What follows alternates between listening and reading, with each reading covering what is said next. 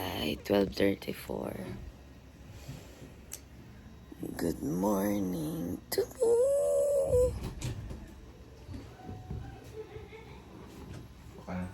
Palimagas eh.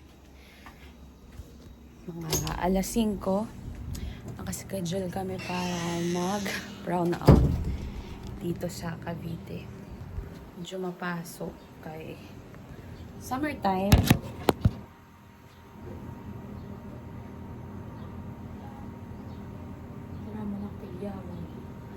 This is our terrace balcony / workout place na hindi ko masyado nagagamit ngayon kasi sobrang init at di ko kayang mag-workout ng masyadong mainit. So, hindi muna ako masyado ngayon nag-weights. Ang ginagawa ko lang is mag-walking sa labas, which is around 5 or 5:30 kapag wala nang masyadong araw. Kasi sobrang init talaga. Hindi nakakaganang mag-exercise kapag ganun. So ngayon, today is my last day of working night shift. And next week, hindi na ako magpupuyat. So, baka next week makakapag-exercise na din ako sa umaga. Kasi gusto ko rin yung sa umaga nakakapag-exercise. And sa hapon, walking na lang with mom. Yun. Tada! Right! It's almost 5 p.m. Kami ay mag-walking ni mother. So, ang weather at this hour is medyo diri siya mapasok. Diri siya masudang. Pero waray hangin. So, pangungulasan na diri dahil di matagal. Pangungulasan na kayo mapasok. What's best? We should seek God's guidance through prayer. Prayer Hatag na ito opens ni our Ate Wing. spiritual eyes. When one of the disciples, after seeing him pray, Oo, asked, Lord, teach us to pray. Additionally, Jesus also gave us the parable of the unjust judge to Luke 18:6-7. This parable teaches us that persistent prayer will answer our pleas. Nakaupod pag walking. Sexy!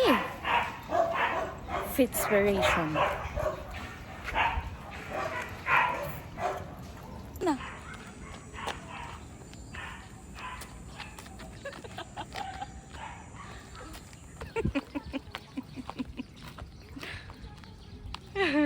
Malakas si Maricel Soriano.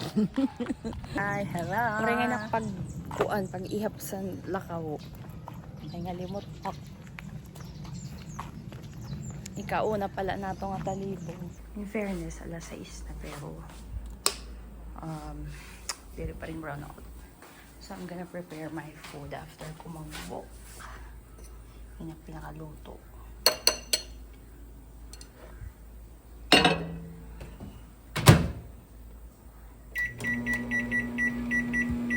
Sag ako nakakain. Pupunasak sa rakolas bago kumaon. Gonna enter the room. Tada!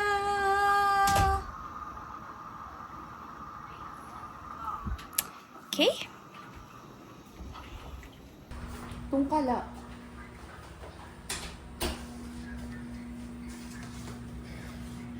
Familiar ba? Bago.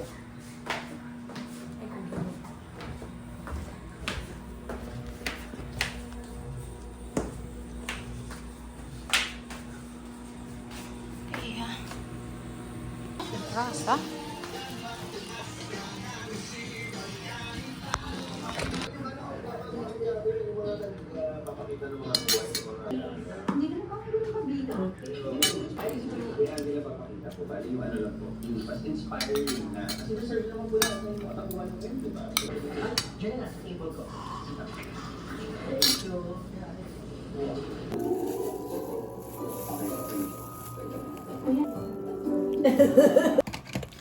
Okay.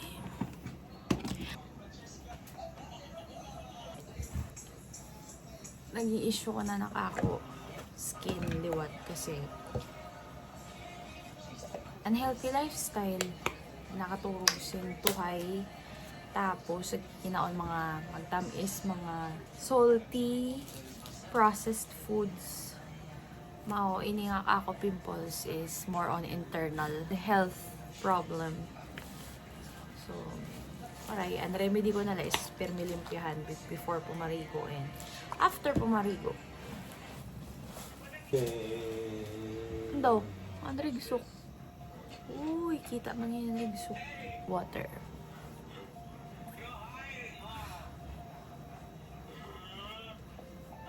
Diba? Sa Picos kulat kasi niya tigyawat. Rigsok. Rigsok. Ayan eh. Yuck!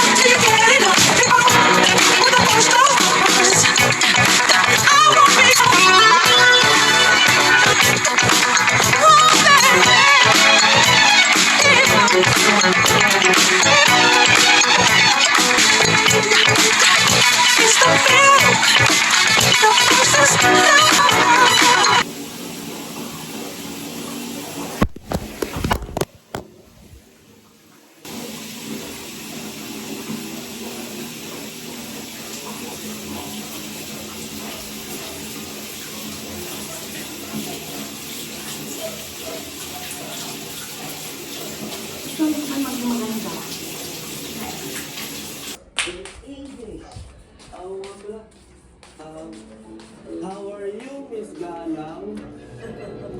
Ay, naalala na yung mga bata pa sila po. Patrick. We're happy na sa mga...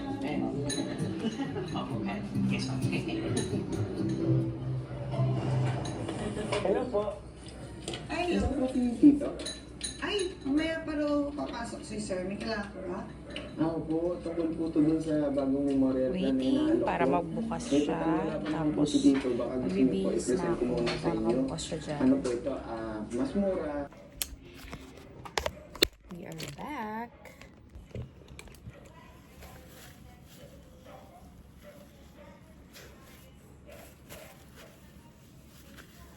Okay. Ang kalat pa sa gutok. Cotton again. After pumarigo, butax and Eskinol. Tapos, moisturizer. Dara mo na tigyawat. And pimple fighting ining Eskinol. Magbubutang ako para la makabulig siya nga maglesen na nakakatigyawat. Kay buhi, anak mga tigyawat. So, pag nagbubutang ako sa Eskinol, sudsuton la. Dab-dab la. Tapos, habang nagpapatuyo pa sa Eskinol sa kahiman, magbubutang ako sininga lip balm San Vaseline. Ininariyagan ko na siya. Dati naking gagamit ito mga padarala sa nakako auntie, sa mga uncle nga mga libre sa eroplano nga mga lip balm. Kasi magbay siya mga products nga pag-giveaway sa mga eroplano, diba? Pero sa nasarihan ko ini, riyagan ko siya. So, ini naking gagamit ikang siton. Inubos ko la itong mga hatag sa nak-auntie, sa mga uncle. Tapos, nag-stick na sini. So, ito. May kikitaan mo. May kulay talaga siya. Nanggagamit kasi dry pirmi na clips tas dani maduas ak. Yun. Kasi didi sa among kwarto pirmi kami naka-aircon kay kasawa talaga is mapasoon siya sa lawa. So nagda-dry talaga na im-im most of the time. Bisan mapinit sa mapaso nagda-dry na im-im. Pag mapaso ungudlat nagda-dry siya. So yun. Kaya importante nga yan na lip balm. Pero madalas napapara tayo ni kaya mahilig ako uminom tubig nga ni. Kasi nagamit ako straw nga. Kadaldal ko. Basta yun na yun. Ganyan na. Pag matangpos na trabaho, like, kasi di ba yan na last day ko na Didi sa ako night shift na trabaho. Tapos ako trabaho, excited ako nga. Una himuon is maglimpya talaga balay. Kaya ito na ako mahilig pag hinimuon. Bisan pa si to dire pa nag-asawa. Mahilig ako magnilimpyo, magne-rearrange balay. So, ito nga nakakulawak kalat, dirak siya nabibido, dirak siya nalalangot. Na-excite pa kasi nun kasi may klirimpyahan. So, ito na ako unang himuon. Yun. So, yan na. Butang aksan, ako, moisturizer na Celetec. Before, moisturizer, share kasi kami sa asawa para tipid. Before, amo moisturizer, ito, Lux Organics. Kaso ka mahal. Mala 500 siya. Tapos, pansin na mo, whitening siya. Nadiri kami mag-asawa, nadiri kami sa whitening nga product. Kaya, wala, nadiri lang kami sa whitening. So, nag-switch na lang kami sa diri heavy nga moisturizer. Cheaper version la siya sa Cetaphil. Ini nga Celetec. So, ini maging gagamit kasi hydrating siya. Nga facial moisturizer. Yun. So far, mabaysin man siya sa kahimo.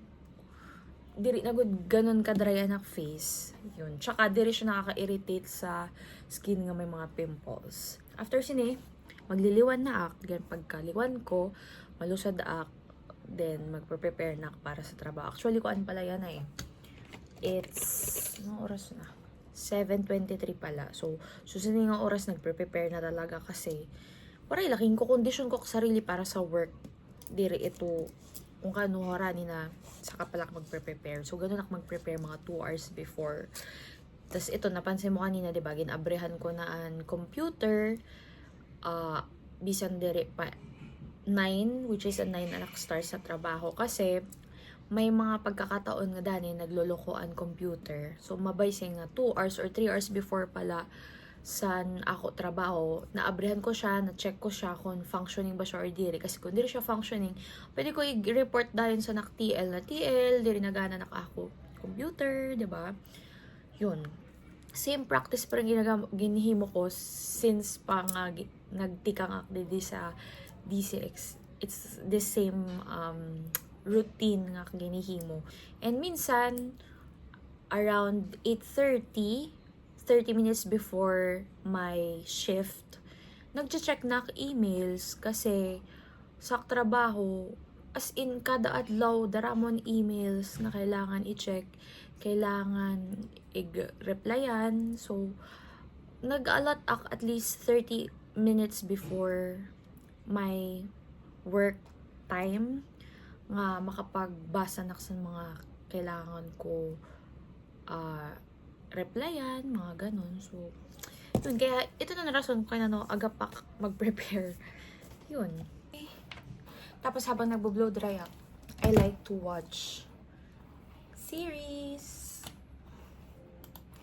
Karag ko, tanawan, anak ako ginatanawan nga series. Kasi it keeps me entertained while I do stuff na medyo boring and it takes time. So, para lang. Entertain ako. What did I tell you? I'm watching Abbott Elementary. I thought I told you to curtsy when you bring this to me. This is my favorite flavor, that terrible kind you like. This is my current favorite show because it's a mockumentary. I'm a fan of mockumentaries. And special thank you sa Nakako Bilas, Ate Kate, because siya nag-introduce sa akin ng series. Bago niya, maruruyagan ko talaga niya kasi nga, naruyagan ko yung Modern Family. And ito, humor nila is almost the same. Halos na tanan ng mockumentaries, magbay sa mga humor. Labi na ito, nag-glance sira sa camera. Ito yung break nila ang 3rd wall or 4th wall. Well, it's mockumentary, that's why.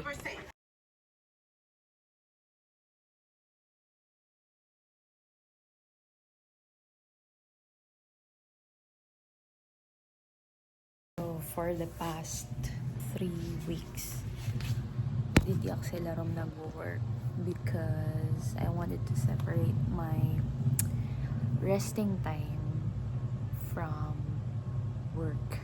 Kasi dati sa kwarto namo nakapestuan ako na computer. tas ang table. And, syempre, parang feeling ko heavy na mapahuway na laak, bisa warak pasok Sabado, Domingo, tapos nakikita ko ako computer. Tapos, parang diri ko na-feel na rest day ko. Kaya, gilusad ko siya dili sa ilarom.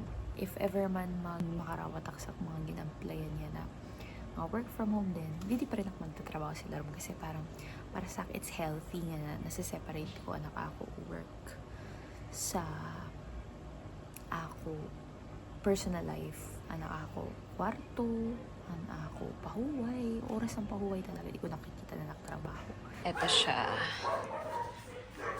So, mabaysi siya. It's comfortable and mahangin kay paggabi mahangin man. Nakatutok lang sa kan electric fan. And pag-aga, nafe-feel ko ang simoy sa hangin sa morning. Yan. Then, continue lang sa trabaho. Gusto papapansin ko, oro ni Nana tiga-aga na. Nakikita ko nga nagliliwanag na sa goa.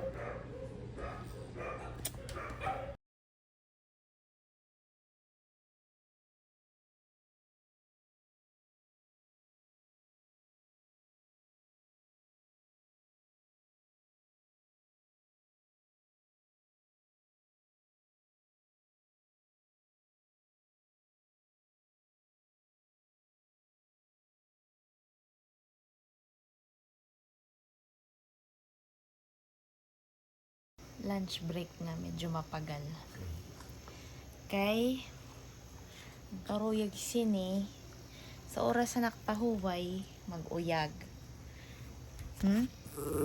Sos!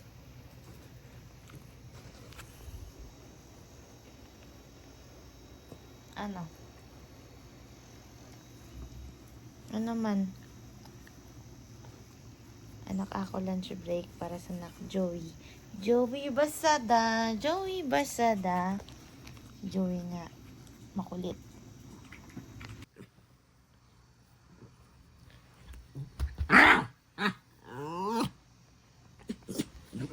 Ano ito? Tige, magsusumat pa sa wala na. Inaway ka niyo kuya? Ang tama na, agad na. Hindi ka na akong kakagato. Kayo. Kayo.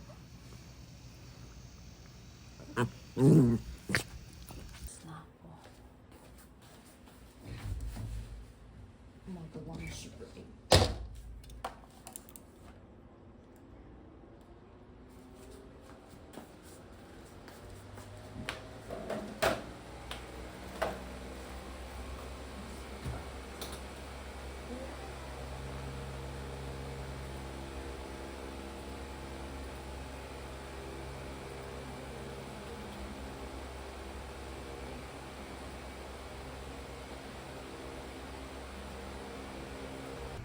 Okay, officially at 3:47 a.m.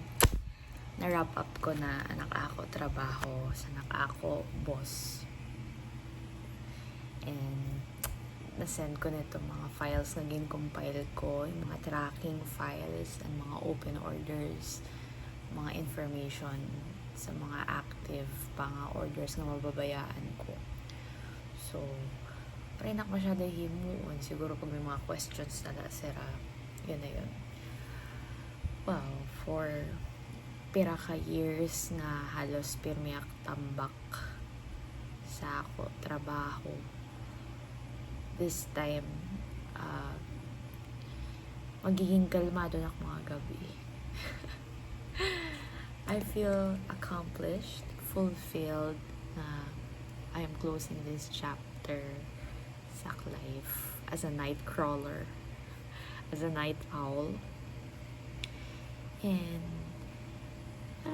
I feel good na i-end ko ining mga parts na life in a good way. Kumbaga graceful exit. Diri ito dahil nalangot ako or nadiri ako yung trabaho, but mayon gihapon respect sa ako mga natutunan dito sa nagtrabaho, kasi nga tanan man nga pinag-agian ko, no regrets, just that nagkakaroon na talaga sa ibang hunger for growth na, kung kaya feel ko siguro I need to move forward and to leave the current job that I have right now. Tumudungaw na. So na, it's 5 o'clock in the morning. Yes.